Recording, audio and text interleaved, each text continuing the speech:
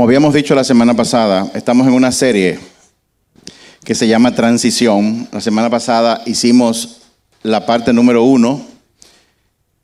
Esa parte se llamó, no me acuerdo, Dios mío. Lo que debo cambiar, lo que no debo cambiar en medio del cambio. Así se llamó. Lo que no debo cambiar en medio del cambio. Hoy en la parte 2 vamos a hablar de algo bien diferente. Y quiero que nos vayamos a la palabra, a el libro de Gálatas, capítulo 2, verso 20, pero en la Reina Valera 60. Gálatas 2, verso 20. Y póngale asunto a lo que dice este verso. Dice: con Cristo estoy juntamente crucificado, o sea, estoy junto con Él. Y ya no vivo yo, mas vive Cristo en mí. Y lo que ahora vivo en la carne, lo vivo en la fe del Hijo de Dios, el cual me amó y se entregó a sí mismo por mí. Y lo que ahora vivo,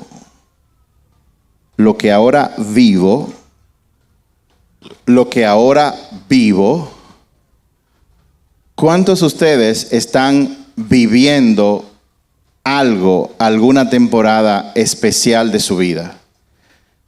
Es una pregunta retórica. Aquí dice: lo que ahora vivo en la carne, lo vivo en la fe del Hijo de Dios. ¿En la fe de quién? El cual me amó y se entregó a sí mismo por mí. Hoy, en la segunda parte, vamos a hablar bajo el tema Vive por fe. Mucha gente dice vive por fe y dice: los cristianos no vivimos por lo que vemos, sino por la fe que tenemos en Dios. Pero ¿qué realmente significa eso? ¿Y cuál es la implicación que eso tiene en la humanidad? Toda la humanidad está en una gran transición. Grande para nosotros, para Dios es un instante. Y dentro de esa gran transición hay pequeñas transiciones. Y nosotros conocemos de eso gracias a la Biblia. Que por cierto, siempre se me acercan gente: ¿y por qué yo tengo que leer la Biblia y no en otros libros? Bueno, porque la Biblia es el único libro que tiene características, si le podemos llamar así, que son inigualables. Que cuando usted las conoce se da cuenta de que solamente la mano de Dios Todopoderoso pudo haber escrito ese libro. En primer lugar, la Biblia fue escrita en un periodo de 1500 años. Y miren qué contraste, porque mi esposa escribió un libro, el único libro que ella ha escrito, y lo escribió en un día, que es el devocional que está allá afuera. A ella le tomó un día, o ni siquiera un día, le tomó horas para escribir ese libro. Pero el libro de la Biblia se tomó 1500 años para ser escrito. Y utilizó a 40 seres humanos para escribirlo, que vivieron a lo largo de todo ese tiempo. Es decir, que el que escribió en el principio, pasaron 200 años, hubo uno que escribió que no supo del anterior, y al final todo lo que se juntó en esos 1500 años, de esos 40 autores diferentes, está en resumen, por decirlo así, en lo que usted y yo conocemos como la Biblia. La Biblia fue el primer libro que se imprimió por imprenta. La Biblia, por mucho, es el libro de mayor venta en el mundo de todos los tiempos. No hay ninguno que se le acerque. Ahora, ¿por qué yo digo esto? Porque nosotros, los seres humanos, tenemos que entender que la Biblia es la palabra de Dios. Y como la Biblia es la palabra de Dios, es mediante la palabra de Dios, entre otras cosas, que Dios nos guía. Ahora, en el libro de Colosenses, y estoy hablando un poco de lo que hablamos la semana pasada, capítulo 1, verso 4, aquí sí voy con la Nueva Traducción Viviente. Colosenses 1:4 dice: porque hemos oído de su fe en Cristo Jesús y el amor que tienen por todo el pueblo de Dios. Hoy estamos hablando de vive por fe, y esta carta la escribió Pablo a esta parte de Grecia, a los colosenses, y él está diciendo en la apertura de su mensaje, de texto que él le mandó por WhatsApp en aquel tiempo, que era a través de papiro, no con la tecnología que usted y yo tenemos. Él está diciendo a ese pueblo, a los líderes, para que la lean a todo el pueblo: nosotros hemos escuchado en su fe en Jesucristo. Primero él dice que ahora él vive su vida, y está hablando de cómo tenemos que vivir nosotros. Tenemos que vivir cualquier época de la vida que estemos viviendo, vivirla por fe. Vamos a entender en un momento qué significa eso y qué eso dentro del contexto general de todas las cosas. Porque hemos oído de su fe en Cristo Jesús y el amor que tienen por todo el pueblo. Y luego entonces, más abajo, en el verso 19, en el verso 9, dice: así que, desde que supimos de ustedes, no dejamos de tenerlo presente en nuestras oraciones. Le pedimos a Dios que le dé pleno conocimiento de su voluntad y que le conceda sabiduría y comprensión espiritual. Y esto sí lo tratamos la semana pasada.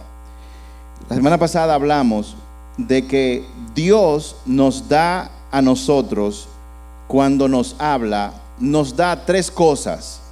Y muchas veces la gente se queda en solamente una.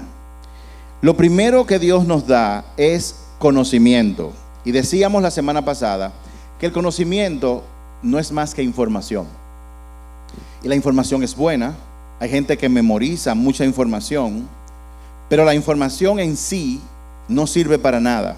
En el mismo verso dice: les dé pleno conocimiento de su voluntad. O sea, el yo tener la información de cuál es la voluntad de Dios no es suficiente. Luego dice que les conceda sabiduría y comprensión espiritual. O sea, luego del conocimiento, tú y yo necesitamos entendimiento. Esa información, ¿qué significa para mi vida? ¿Qué significa para la tuya? ¿Qué significa eso para tu vecino que te hace bulla y tú no quieres saber de él? ¿Qué significa eso? O sea, ¿cuál es la revelación que tiene? Y por último dice el verso que dé comprensión espiritual. O sea, que Dios nos da información, pero yo necesito entendimiento, que es la revelación de lo que eso significa. Y la sabiduría espiritual tiene que ver con cómo yo voy a accionar en base a eso. O sea, que cuando Dios nos habla en su palabra, recibimos el conocimiento, el Espíritu Santo nos da la revelación de lo que eso significa, y la sabiduría espiritual nos direcciona en qué tenemos que hacer. Mucha gente se sabe mucha Biblia, tiene mucha información, pero su vida no es transformada. Si tu vida no está en una transición, en un proceso de transformación, lo único que está pasando contigo es que te estás llenando de información, probablemente de revelación de lo que significa, y tú puedes explicar con postulado, hablar de teología y todo eso, pero hasta que la información no se transforma en acción, no vamos a tener transformación. Y hablábamos también de que la fe siempre va a ser probada. La fe siempre va a ser probada. Cuando se fabrica una varilla con la que se construyen edificios, a esa varilla se le somete a una presión, a una fuerza específica. ¿Para qué? Para determinar en qué punto rompe. De la misma manera, nosotros, Dios permite que vivamos situaciones. ¿Alguien viviendo situaciones? ¿O que haya vivido? Alguien que no tenga ninguna situación ahora mismo. Ok, alguien levantó la mano. Los hijos de Dios siempre están o en un desierto, o saliendo de uno, o a punto de entrar en otro. Eso es una característica de un hijo de Dios. Si usted no tiene problemas, usted tiene problemas. seriamente. Entonces, como decía, la fe siempre va a ser probada. Dios permite las situaciones, las transiciones, para probar en qué o en quién nosotros realmente creemos. Pero no porque Dios necesite saber eso. Dios permite las situaciones para que nosotros nos demos cuenta en qué o en quién nosotros estamos creyendo. Dios creó al hombre a su imagen y semejanza. En Génesis 1:28 habla de eso. Luego Dios, cuando lo creó, le dio una ordenanza: no comas de ese árbol, del conocimiento del bien y del mal. O sea, en pocas palabras, Dios creó al hombre, le dijo gobierna sobre todo, pero le puso límites. Y en Génesis capítulo 3, verso 6, vemos cómo el hombre, el ser humano, desobedeció. Y desobedeció porque a pesar de la instrucción, de la información y de la revelación que tenía, dice la Biblia que llegó la serpiente, y la serpiente entonces persuadió y engañó a Eva. ¿Por qué? Porque esa serpiente, que el libro de Apocalipsis la revela como el diablo, está en este mundo buscando a quién engañar. Dice que el diablo también anda como león rugiente buscando a quién devorar. Y de la única forma que podemos transitar lo que usted y yo conocemos como vida, las situaciones que se presentan en su matrimonio, las situaciones que se presentan en su negocio, las situaciones que se presentan con sus hijos, es viviendo por fe. Pero vamos a ver qué es eso. El diablo anda buscando engañar al ser humano, mientras que Dios anda buscando otra cosa. ¿Y qué es lo que Dios anda buscando? Gracias por preguntar. Dios anda buscando, ponga la atención a esto, Dios anda buscando establecer una sociedad. Eso implica mucha gente. Una sociedad de personas o de agentes libres que basen su vida en principios morales y que entiendan, oiga esto, oiga esta parte. Dios quiere establecer una sociedad de agentes morales libres que entiendan que la única forma de llegar a la libertad es sometiéndose a Él. Y decíamos la semana pasada que eso es como una contradicción. ¿Cómo es que yo puedo ser libre sometiéndome a alguien? Y eso el mundo de allá afuera no lo entiende, porque el mundo de allá afuera piensa que ser libre es hacer lo que a mí me da eso mismo. La gente piensa que la libertad tiene que ver con yo hacer lo que yo quiero. Pero cuando una persona hace lo que quiere, acaba siendo esclavo. Y dimos ejemplos. Por ejemplo, si usted se come todo lo que usted quiere comer a toda hora, probablemente usted no va a durar mucho tiempo vivo. Si usted quiere libertad financiera, entonces usted no puede gastar lo que usted tiene y comprar todo lo que usted quiera. Porque de hecho, la libertad financiera se logra a través de disciplina y de ponernos límites. ¿Qué yo gasto? ¿Qué no? ¿Qué invierto? ¿Qué guardo? Pero cuando una persona hace lo que quiere, como está el mundo allá afuera, entonces cae en la esclavitud. Muchos caen en adicciones, muchos caen en hábitos de inmoralidad sexual y se convierten en esclavos del pecado. Pero, diga conmigo, pero hay una buena noticia. Si tú has caído ahí, hay una esperanza.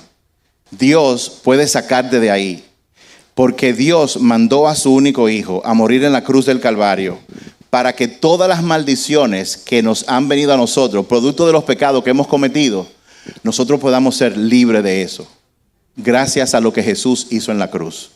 Amén. Pues seguimos avanzando. Muy bien. Dios nos puso límites para que nosotros podamos alcanzar la libertad. Óiganme bien, la libertad viene con los límites. Jesús le dijo a la mujer encontrada en adulterio: vete, yo tampoco te condeno, pero no vuelvas a pecar.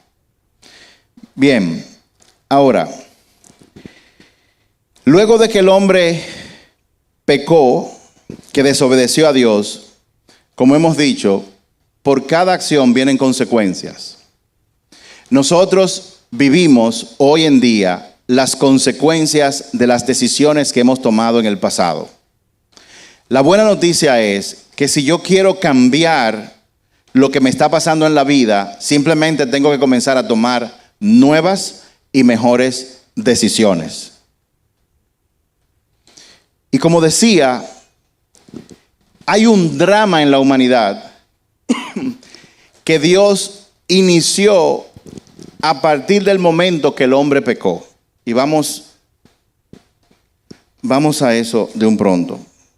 Por ejemplo, en Génesis capítulo 3 y verso 13, después que el hombre pecó, entonces dice que Dios se apareció y comenzó a tener una conversación. Primero le dijo a Adán: ¿dónde tú estás? La que pecó primero fue Eva, pero él le preguntó a Adán. Decíamos la semana pasada de que en una casa, en una familia, Dios ve al hombre como responsable. ¿Por qué? No me culpen, Dios lo estableció así.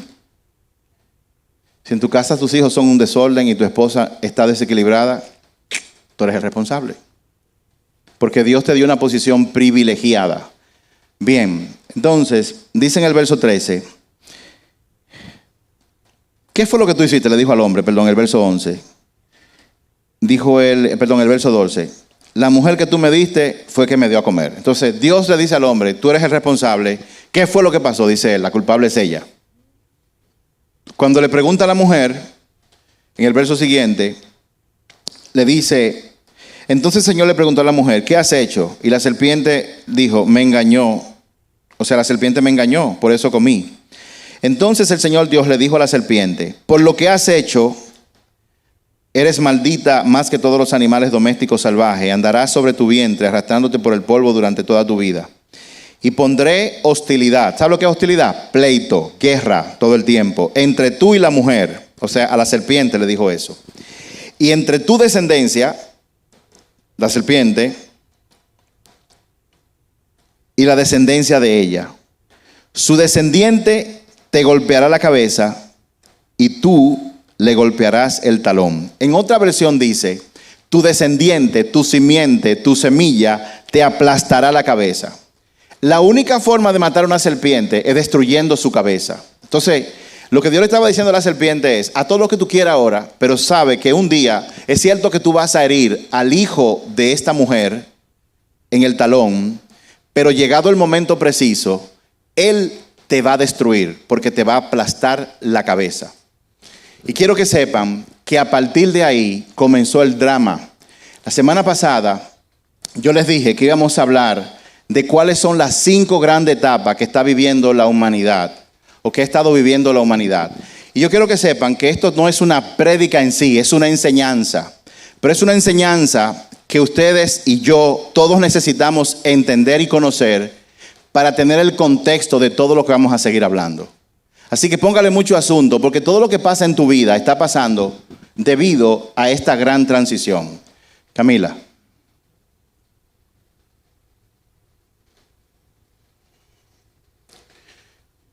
En Génesis 3:15, Dios le dijo a la serpiente eso: esta mujer, la descendencia de ella te va a aplastar la cabeza y tú le vas a herir en el talón. Y como dije, estas son 5 grandes etapas que ha vivido la humanidad, producto de lo que dijo Dios ahí en Génesis, que habló de una simiente, de una semilla. Yo quiero que usted sepa que a la semilla que Dios se refería, o se refiere ahí, es a Jesús. Siguiente. ¿Qué ocurrió? Después de Génesis 15, lo que pasó ahí, la humanidad, que era una sola, siguió avanzando. Más o menos como en Génesis 6, usted se encuentra con que el pecado llegó a un nivel tan grande y tan malo y tan oscuro que Dios decidió erradicar a toda la humanidad de la tierra. y llama a un hombre llamado Noé para que él construya un barco de manera que se pudiera preservar la semilla que Dios había prometido, o sea, a Jesús. Luego de Noé, llegó entonces Nimrod, un hombre llamado Nimrod, y reunió a toda la humanidad de ese entonces y construyó la torre de Babel o la torre de Babilonia. Babel, Babilonia es lo mismo. Y esa humanidad, que era una sola en ese entonces, pretendía organizarse para, según ellos, alcanzar a Dios construyendo una torre. Dios vio eso e interrumpió ese proceso. Y Dios confundió todas las lenguas. Imagínese que usted está en su casa y que de repente Jason empieza a hablarme en chino y Delka en coreano.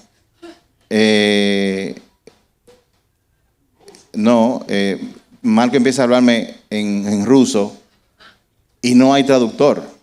Por más que nosotros hablemos, no podemos entendernos. Pero en esa época se confundieron las lenguas y habían gente que solamente hablaba un idioma, otro, y esa gente se dispersaron alrededor del mundo. Y a partir de ahí, a partir de Babel, fue que comenzaron a surgir las naciones de la tierra.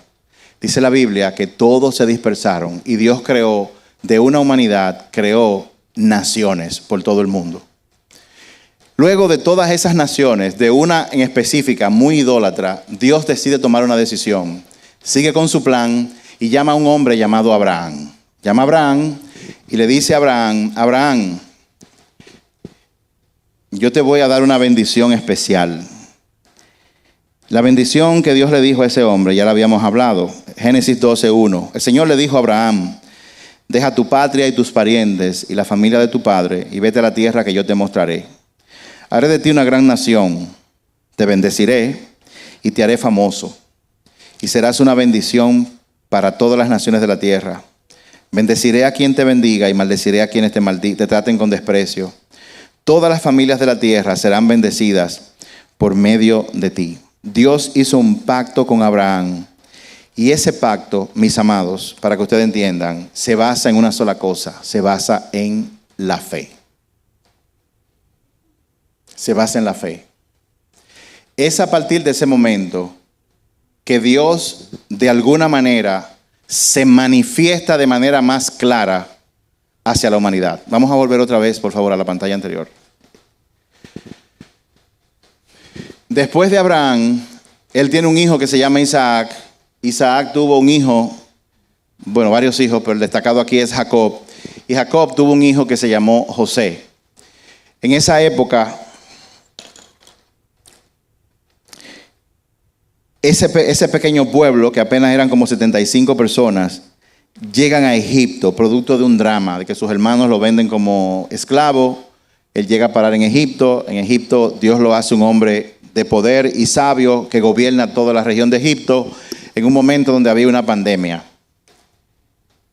Una hambruna. Y en esa hambruna, Dios a través de José salva a Egipto y salva a todas las naciones de al lado. Y él le dice a su familia que venga. El pueblo de Israel entonces llega a Egipto a través de José y ese pueblo es esclavizado por 430 años. En medio de esa esclavitud, de trabajo duro y golpes, el pueblo clama y Dios le manda a un Salvador. Ese Salvador es Moisés. Moisés, en este entonces, se le da la tarea de sacar a Israel de Egipto. ¿Pero para qué? La semilla que Dios prometió en Génesis 3:15 tiene que nacer, pero esa semilla va a nacer de la mujer. La mujer todavía no había nacido. La mujer no había aparecido. Y debo decirles que en Apocalipsis capítulo 12, verso 1 al 5, Apocalipsis 12, 1 al 5, no la pongas, déjame la pantalla aquí por favor, yo la voy a leer. Entonces fui testigo de un suceso de gran importancia en el cielo. Vi a una mujer vestida del sol, la mujer de la que estamos hablando, ¿ok? Con la luna debajo de sus pies y con una corona de 12 estrellas sobre su cabeza. ¿Ustedes saben qué son esas 12 estrellas? Las 12 tribus de Israel. La mujer de la que Dios habló en Génesis es Israel. No es una mujer, un ser humano en sí. a Israel se le conoce como esa mujer. Las 12 estrellas representan las 12 tribus. Estaba embarazada y gritaba a causa de los dolores de parto y de la agonía de dar a luz. Luego fui testigo de otro suceso importante en el cielo. Vi a un gran dragón rojo con 7 cabezas y 10 cuernos y una corona en cada cabeza.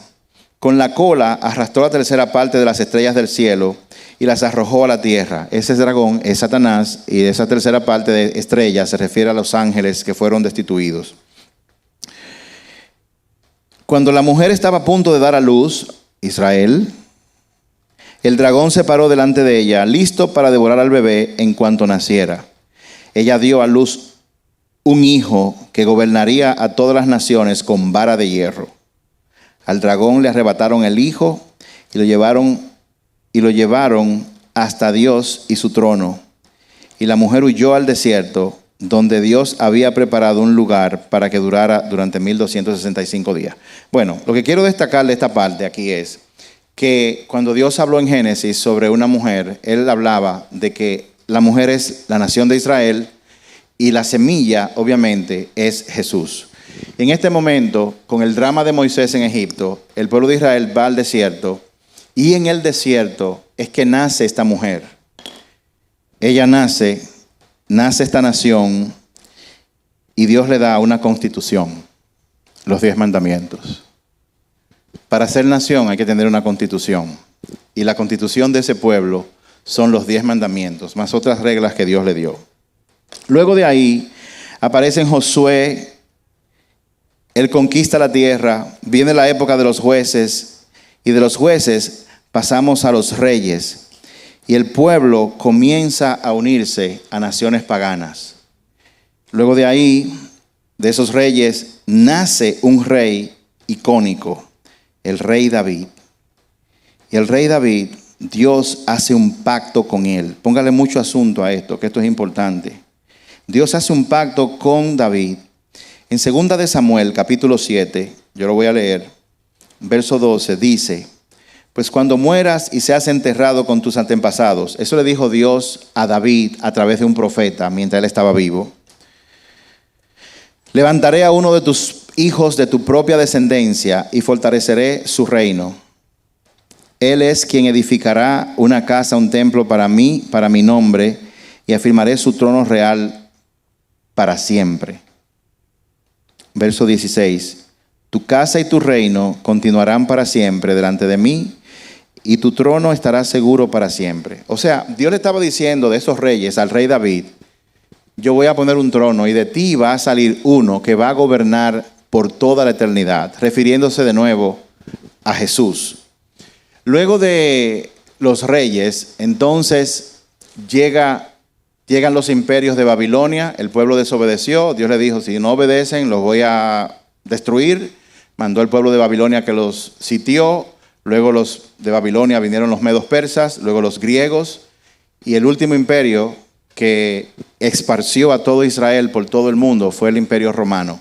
Y es en esa época, siguiente, Camila.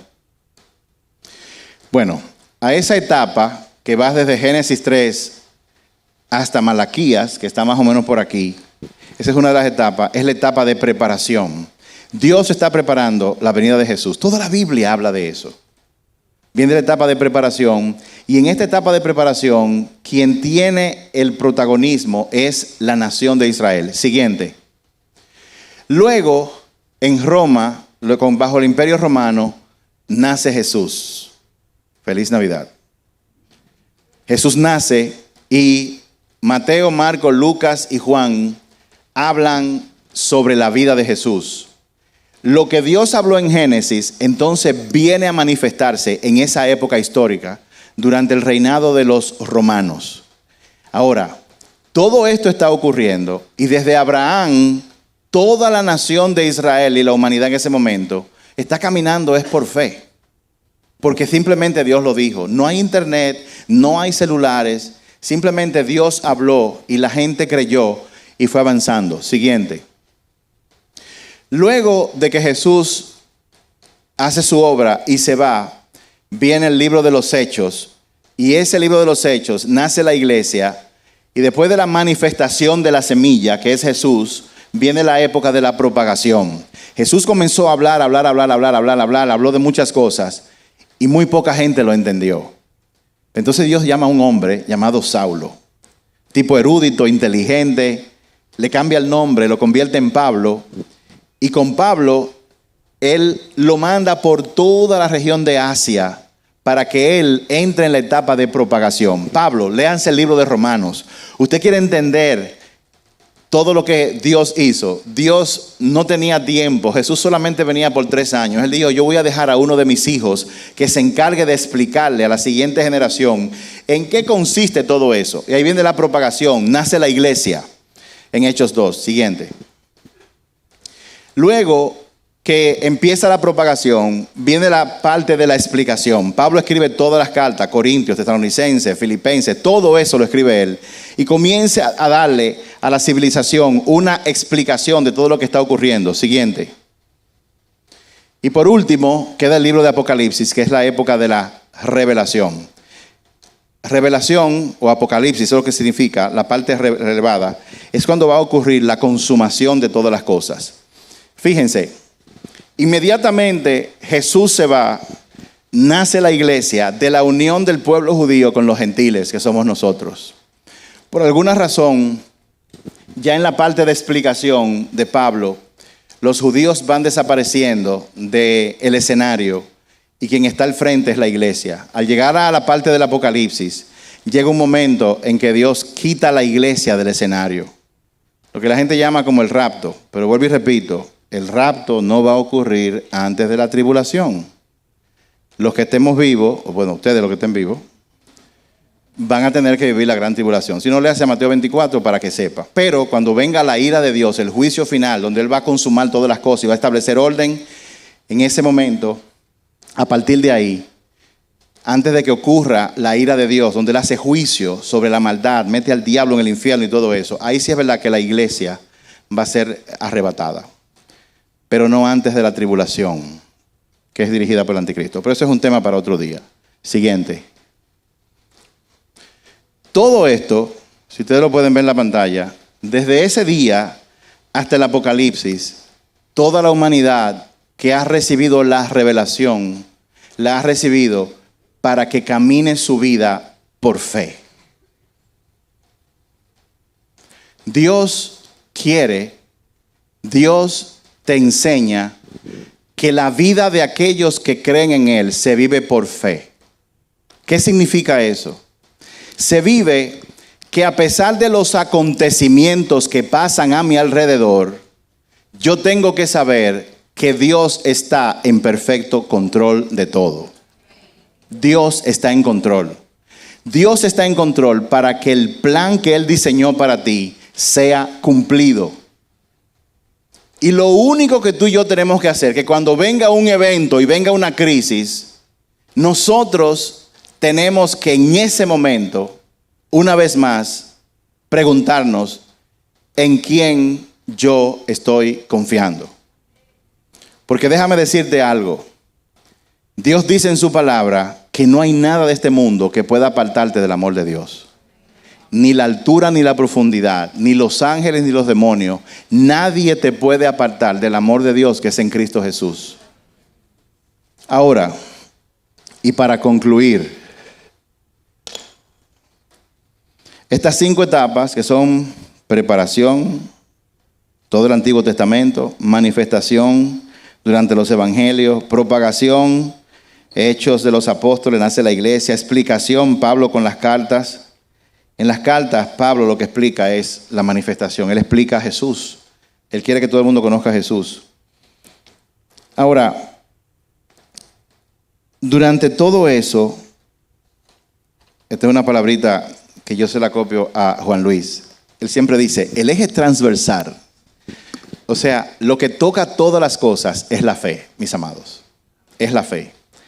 Ahora, dentro de ese periodo de tiempo, nosotros estamos en algún lugar aquí, miren. Ahí está la República Dominicana, ahí está el barrio donde usted vive, está su casa. Y nosotros vamos avanzando hacia esta etapa. En ese caminar, les voy a decir algo que ya ustedes saben. Todos vamos a experimentar crisis.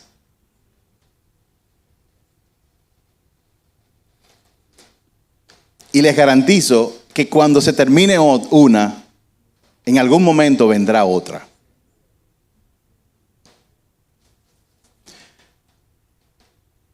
Asegúrese que la crisis que usted está viviendo no sea una consecuencia de malas decisiones, porque esa solo se arregla usted arrepintiéndose. Pero hay crisis que no son por malas decisiones, sino porque Dios te metió en esa crisis. ¿Para qué? 2 razones. Primero, para desarrollar tu carácter, porque Dios está interesado en que tú te parezcas cada vez más al carácter de Jesús. Dios enseña a la gente en medio de la crisis. Y segundo, mientras Dios te enseña, te pasa un examen. Déjame ver en quién tú crees ahora que ese que te dijo que se iba a casar contigo, como que dijo, yo necesito un espacio de tiempo. Déjame ver en quién está tu fe cuando luego de 10 años trabajando en una empresa, de repente te dicen, lo sentimos, tenemos que despedirte. Déjame ver dónde está tu fe cuando tú tienes los ojos puestos en una persona y esa persona no está en ti. Déjame ver dónde está tu fe cuando tu negocio que le iba muy bien ahora no le va tan bien.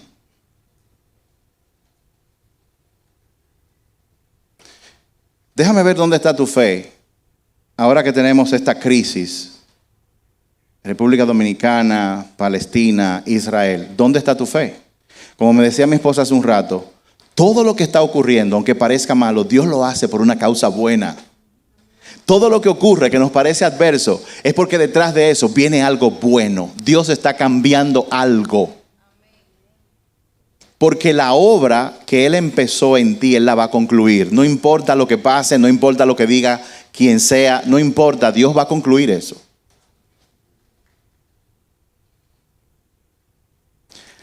Hay muchos tipos de crisis, pero todas ellas caen dentro de una de 5 categorías. Yo se las voy a mencionar rápido.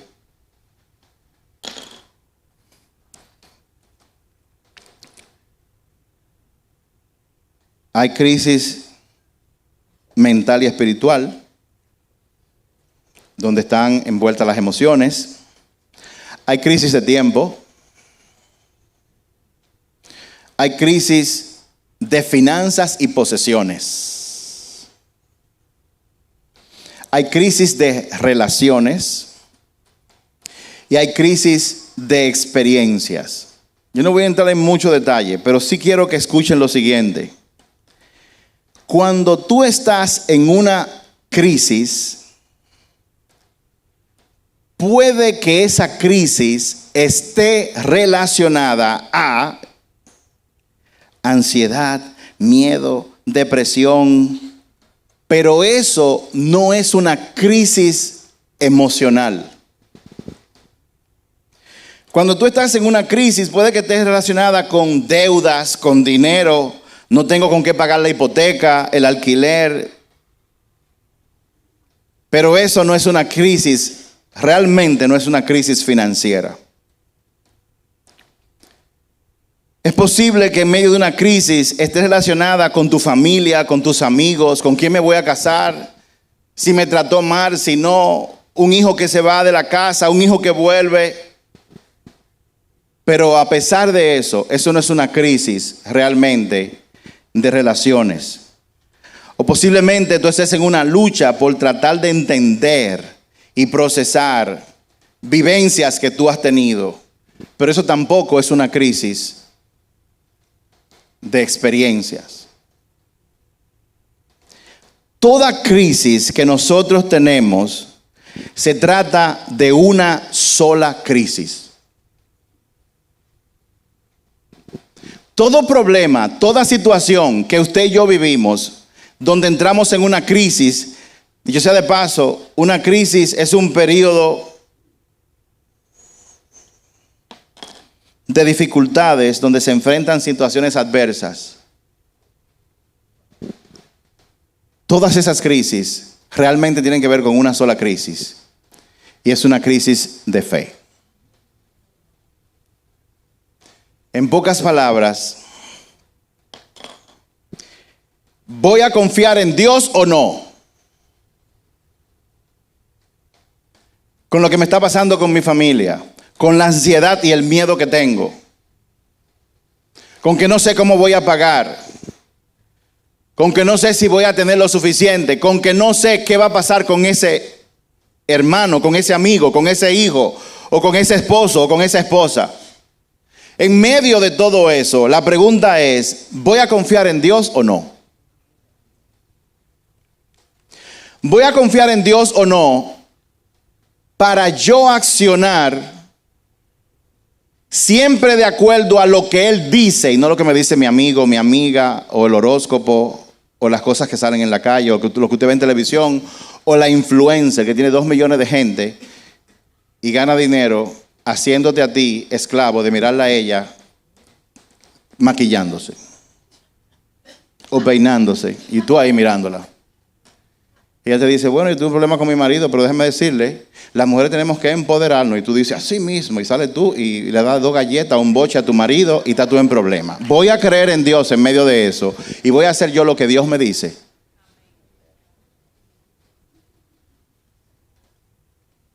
La crisis es una crisis de fe. ¿Voy a creer en su palabra, sí o no?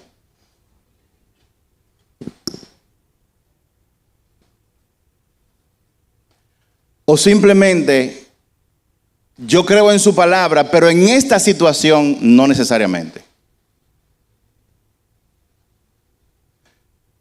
¿Voy yo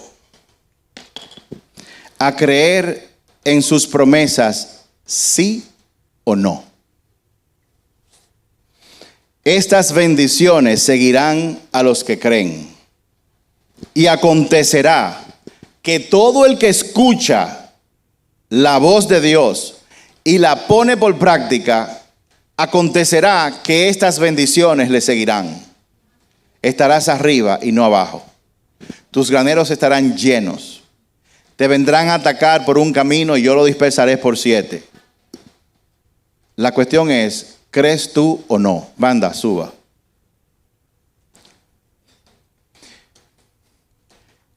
En esta enseñanza, esta serie de transición, es importante, me quitaron el gráfico, pero está bien. En esta enseñanza es importante que usted sepa que en medio de la gran transición, tú estás en una transición y todo lo que está en juego es en quién tú crees. Jesús le dijo a Pedro, Pedro, me han pedido permiso para zarandearte, pero yo voy a orar. Yo no voy a ir donde el Padre para que te quite la prueba. Yo voy a orar para que tu fe no falle. O el mismo Pablo que dijo, llegué al final de mi vida, he peleado la buena batalla, he mantenido la fe. De eso se trata. Y Satanás va a hacer todo lo posible para que tu fe falle, para que tú dejes de creer en aquel que te llamó desde el vientre de tu madre y tú pongas tu fe en tu propia inteligencia, en tu propia sabiduría o en lo que dice la sociedad que está allá afuera. La pregunta está en quién tú vas a creer. Porque no importa la crisis en la que tú puedas entrar, si tú crees en aquel que te llamó, si tú crees en su palabra, si tú crees en sus promesas, Él te va a sacar de cualquier crisis que tú pases o tú estés metido. Y eso es una promesa. Él dice que aunque tú andes en valle de sombra y de muerte, no temas, porque Él está contigo. Y yo me imagino que donde hay mucha gente, siempre hay personas que están pasando algún tipo de crisis, sea emocional, sea financiera, relacional, no importa cuál sea la crisis. Dios te dice, realmente ese no es el problema es en quién tú vas a creer. Y no me malinterpreten, a Dios no le importa que tú dudes, que tú sientas miedo, no se trata de eso. Se trata de qué tú vas a hacer, cómo tú vas a accionar a pesar del miedo. La valentía no tiene que ver con ausencia de miedo, sino con lo que tú haces a pesar del miedo. Eso es la valentía y eso es lo que Dios quiere. Entonces, yo quiero pedirte que cierres tus ojos, vamos a orar.